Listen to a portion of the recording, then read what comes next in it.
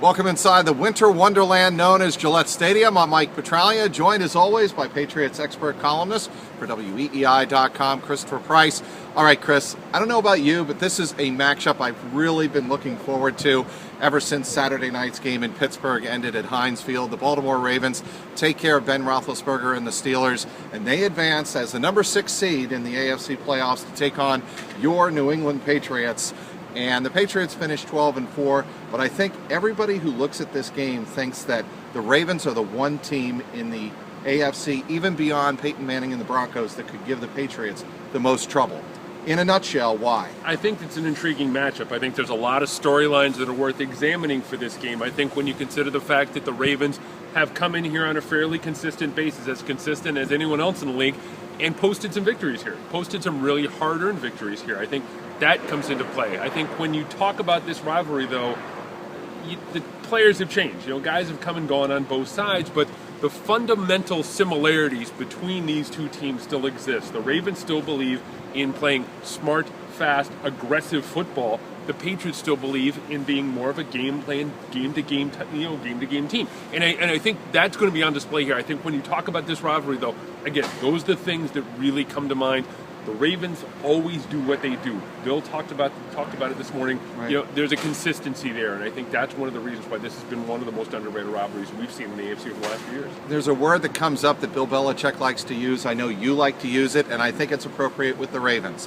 Complementary. Complementary football is what the Ravens do better, or as well as anybody in the NFL, along with the Patriots over the last several years, and I think it's why they match up so well. To your point, by the way, there are only 2 players really left on that defense that harken back to those, late 2000 and the early part of this decade rivalry with the Patriots, and that, of course, is Terrell Suggs, T-Sizzle, and also Haloti Ngata, those 2 players, and that's really about it. This defense is quite different than those defenses of the last couple of years. It is, but at the same time, the overriding thread is that organizational philosophy, the idea of getting after the quarterback, the idea of playing physical football. Linebackers. Exactly, linebackers, being tough, being difficult for a quarterback, and there's one of the reasons why Tom Brady has had so many struggles against this Baltimore team. That being said, I don't think that this Baltimore team has an effective complement to Rob Gronkowski.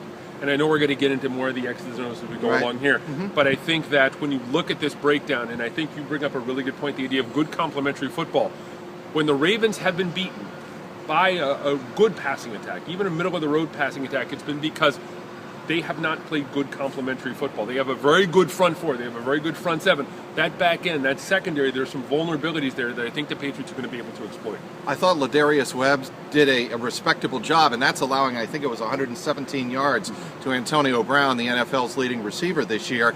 But I thought they did a good job Saturday night of keeping every play in front of them. I think, to your point, though, it's going to be what can they do to contain Rob Gronkowski. And I think if you're Dean Pease, the Baltimore Ravens defensive coordinator, obviously knows Bill Belichick very well from his days here in New England. It's get after the quarterback before Brady has a chance to get to Gronkowski down the field. Look for those short intermediate routes. Don't look for Tom Brady to drop back and chuck it up there after a 5-step drop or a 7-step drop. Right. Look for Brady to have a quick trigger finger. Look for him to get the ball out 3 seconds, 4 seconds, 5 seconds to guys like Edelman, guys like Gronkowski, guys like LaFell, guys like Shane Vereen. That's going to be the key in this game for the New England offense.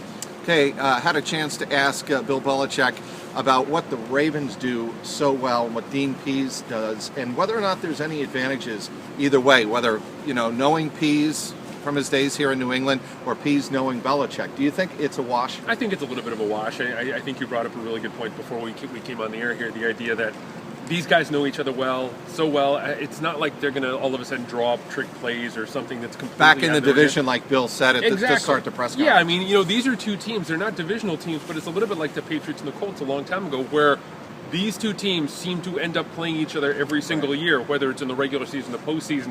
There's not a lot that can surprise either team here. It's not like all of a sudden the Ravens are going to start running the Wildcat or the Patriots are going to start, doing something completely out of the ordinary. Both of these teams do what they do. They're going to play to their strengths on Saturday. Okay, let's flip the field. Defensive side of the ball for the Patriots. I said to you inside, and I don't know how much you agree with me or not, call me crazy, the Patriots defense was built for a game like this where they had to defend the deep ball. You're talking about Obviously, Steve Smith Sr., you're talking about Torrey Smith, you're talking about weapons that can get down the field. Obviously, even Jacoby Jones, when he's in the passing game and not returning kickoffs 105 yards. They have a lot of weapons that can stretch the field deep. They have Owen Daniels, a tight end that they got from the Houston Texans. They have really revamped this passing game and given Joe Flacco a lot of downfield threats. I'm a Steve Smith apologist. You know that. I think that's one of the things that's come through with a lot of folks on Twitter.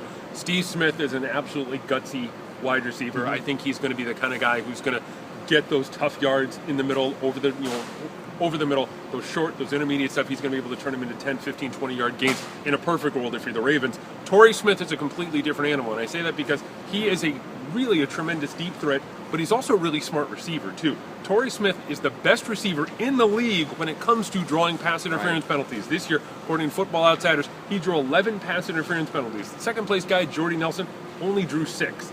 That's something to look for come Saturday. His ability not only to get down the field, to stretch the field, but his innate skill at tangling up with a defensive back and drawing the flag. Bill Belichick gave a lot of credit to Steve Bisciotti, the Ravens owner. Obviously, Ozzie Newsome, whom he trained in Cleveland to be the brilliant player evaluator that he is. He's a general manager. And, of course, John Harbaugh. And I bring those three names up because those were three names really in the news at the beginning of the season. This Ravens organization took a lot of flack, a lot of bullets in the media for the Ray Rice situation. They have moved on, and the guy that's really helped them do that on the field is Justin Forsett. Why is he such a big threat Saturday night? Justin Forsett is one of those backs who he's a little bit like Shane Vereen in the fact that he's a multi-dimensional guy. He can beat you in the running game, he can beat you in the passing game. He's the only guy in the league this year to rush for more than 1,200 yards and average more than 5 yards a carry. He's a dynamic presence for them in the running game. I wouldn't expect them to run a whole lot. Just statistically, it doesn't seem to make sense for them to try and do that unless you get into some situational football. That is to say, if you have the lead in the fourth quarter and you want to kill the clock. But he is a guy the Patriots have to account for whenever he's on the field, every single snap. He's not exactly Matt Forte. The Patriots have faced some really good multi-dimensional backs this year. Gio Bernard. Exactly. Bernard. Very similar. Exactly. The Patriots have faced a lot of those guys this year. He's not the best at it, but he's not too far removed from a guy like Forte. Is Forsett somebody you can expect to see in the passing game? Yeah, he's a guy who contributes in the passing game. Again, we've talked about Flacco and their ability to go deep, and Flacco's ability and Torrey Smith's ability to draw those pass interference penalties. They're also good in the short game with guys like Owen Daniels, who is not a Gronkowski-esque tight end, but can still offer you a lot of value in those short routes. Steve Smith, we talked about him going over the middle. Forsett's another guy. There are a lot of different options for Flacco in this passing game. They're going to prove to be a real test for this New England secondary. Okay, you can see us shivering here in the cold. The snow is falling. I don't think so much snow is in the forecast, but it will be cold Saturday night.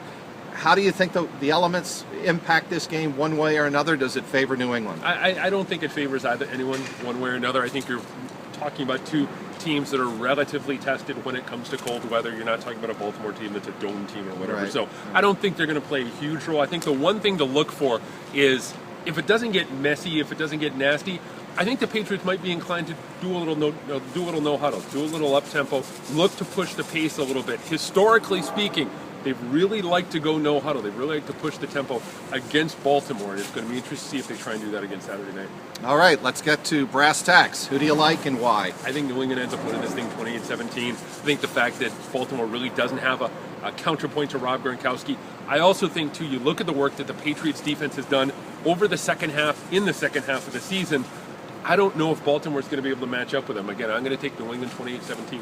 All right, and back to that New England defense for a moment. I really do think that is the aspect of this game you should look for, because this Patriots defense has come so far with so many new faces in the last couple of years that weren't there back in 2012. And I really think that is going to be the key to the game. Not only Darrelle Revis, but Brandon Browner on Owen Daniels, perhaps, exactly, and matchups like that. As well as the maturation of young linebackers like Dante Hightower and Jamie Collins. Those two guys are going to play a huge role in Saturday night. I think this matches up very well for the Patriots. I do think, Chris, if they get past this test, it is Super Bowl bound, because I think either Denver or Indy come into this game. They don't present the number of challenges that I think Baltimore will, and the familiarity as well that Baltimore has with this New England Patriots franchise. It'll be a fascinating watch on Saturday afternoon. They kick off at 4:35 here inside Gillette Stadium.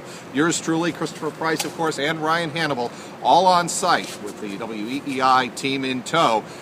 sure to follow online on WEEI.com for all your Patriots playoff coverage here in 2015. Inside the snowy, beautiful Gillette Stadium compound, I'm Mike Petraglia along with Christopher Price. See you on Saturday, WEEI.com.